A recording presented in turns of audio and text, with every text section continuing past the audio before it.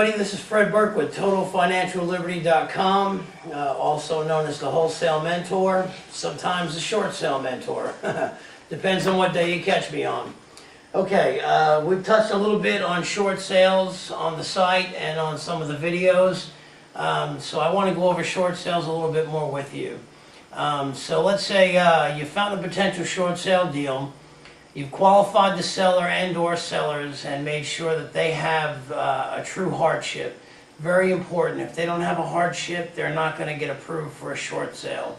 If someone tells you, well, I just want to go ahead and short sell my house, it doesn't work that way. If they're driving 2 Corvettes and have a Jag in the driveway and a lot of money in the bank, chances are, matter of fact, I can pretty much positively tell you they're not going to qualify for a short sale. So make sure they have a true hardship and find out what it is and be sure that it is, again, a true hardship. Okay, so they have a hardship. You feel they'll qualify. You sent in your letter of authorization. Now, we've talked about this. Letter of authorization can take anywhere from 48 hours to 72 hours to get updated in the system. That's fine. So all you want to do is call up, follow up, make sure that your letter of authorization was received and it is in the system. And then you want to order your payoff statement and you want to order your reinstatement fees. And now you may be able to get that from the bank. You may have to get that directly from the attorney. That just depends. That's going to take, they're going to tell you anywhere from 2 to 3 business days. So right after you have the letter of authorization, you know what's in the system. What you should have had done already is you've done your homework. You should have contracts signed. You should have the deed. You should have a power of attorney signed. If they do not live in the house, you have to have a key. You must have a key to do your job, to let your investors in, to let your contractors in. So you must have a key. If they live in the house, it's unfortunate, but you're going to have to work around their schedule. I personally sometimes will take a key depending on what's in the house. Sometimes I won't, depending on the people. If I get a bad feeling about them and I think they're just pretty much criminal types, where they're going to accuse me or accuse somebody else of stealing diamond rings or stealing jewelry or stuff like that, I don't want a key. I don't want their stuff. I don't want to be accused of things. So I'll work around their schedule. When you do bring a potential client over, basically you don't want to talk numbers in front of the sellers. All you want to do is walk the client through the house and point out a few things to them, whatever you may need to point out as far as what work needs to be done, that kind of stuff, and then step outside and finish your conversation there or later on the phone or whatever may need to be done. So anyway, now the fun begins. You need to find 3 contractors to come out. Now, since you've got your letter of authorization on file, so the next step is to get 3 contractors. If you have a roofing problem, get 3 roofers. 3 contractors. A lot of times contractors will come out and say, well, I've got a carpet guy, I've got this guy, I've got that guy. Well, you know what, that's not good enough for me. I don't want an estimate. I don't want a guesstimate. I want a true estimate. I don't want to wait 3 more days for another carpet guy to come out and give me an estimate. So I'll go ahead and I'll call a carpet guy or I'll call a tile guy, whatever needs to be done. If they can't give me the estimates that I need and they're going to call their subs, well, I don't have time for that. We're under a time constraint here, so I'll go ahead and I'll call out 3 of each if need be. Now, what I do is I open the phone book or I open the green sheet or whatever paper you may have, and I look for the 3 biggest ads in the paper. I look for the 3 most prominent contractors in the area, and I call them out. They're going to give me probably the 3 most expensive rehab estimate costs. Those are the ones, the most expensive one is the one I'm going to use for the bank. There may be an overage, there may be an underage, but I'm going to use the most expensive one to the bank. Remember, we're not going to fix this house. We're going to flip this house. So it's my negotiating tool with the seller, with the bank. That's my negotiating tool with the bank, is how much work needs to be done to the house. So now you've got your 3 contractors coming out. You've got your 3 roofers coming out.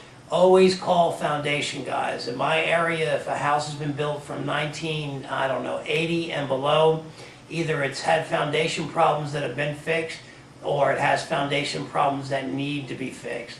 So I always call foundation guys out. You'll be amazed at how you'll call 3 guys out for foundation, and one may say you need no foundation work, one may say you need $3,000 in work, one may say you need $7,000 in work. It's amazing how they'll all differ in price. Of course, I use the highest price to give to the bank just to be safe, because that guy may be right, they may need $7,000 in foundation repair. So I'm going to use that in my repair estimates. So the contractors are very important, and you should start this immediately after you have your paper signed and you have your letter of authorization. Matter of fact, I wouldn't even wait for the letter of authorization to be in the bank.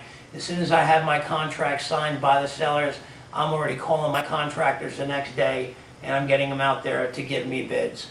Very, very important, because it's going to take a contractor on an average of 3 to 7 days to put together a solid bid for you that he can email over to you, broken down room by room, section by section, and what needs to be done. Foundation guys will normally give you your foundation estimate right there on the spot.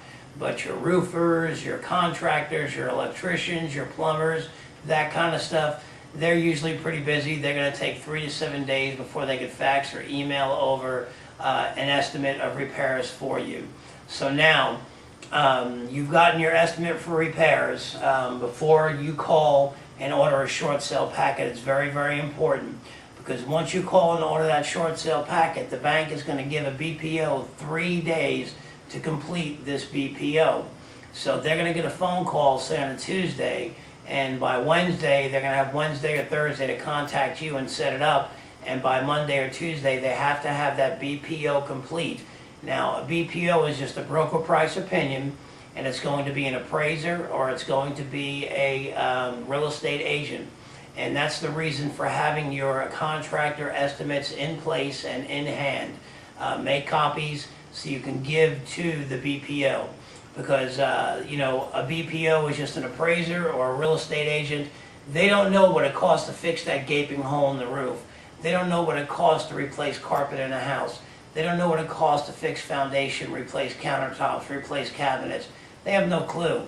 So they may go back and say, well, I feel the house needs $10,000 in repairs, when in actuality it needs $40,000 or $50,000 in repairs, and that just blew your short sale right out of the water.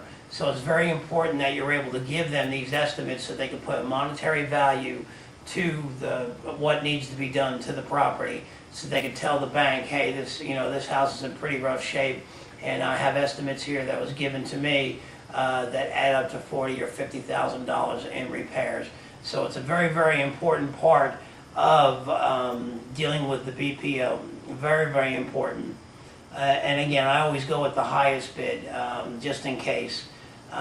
So again, it's going to take them anywhere from 3 to 7 days to fill this out. So before you order your short sale packet, you want to make sure that you have all your estimates in place, so you can give them all to your contractors. It's very, very important that you have this in place. Be sure you have this step completed before you order a short sale package. Again, reason being is that they're going to have 3 to 5 days to come out and do a BPO, and you want to be ready for these guys. When these guys walk in the house and they say, well, yeah, I see it needs carpet, but I don't know what it's going to cost to fix. Here you go. This is what it's going to cost to fix, Mr. BPO. Well, I don't know what it's going to cost to fix that gaping hole in the roof. Here you go. This is what it's going to cost to fix. So if you have all your nuts in a row and you're ready to go, then you should have no problem with the BPO. And remember, most of your contractors are busy, especially if you call the busy guys and the good guys. So it's going to take them anywhere from 3 to 7 days to fax you over or email you over the estimate of repairs. So very, very important step. Make sure you have this done before you order the short sale packet. Again, this is Fred Burke with TotalFinancialLiberty.com, saying Total Financial Liberty can be yours. You just have to make the effort to take it.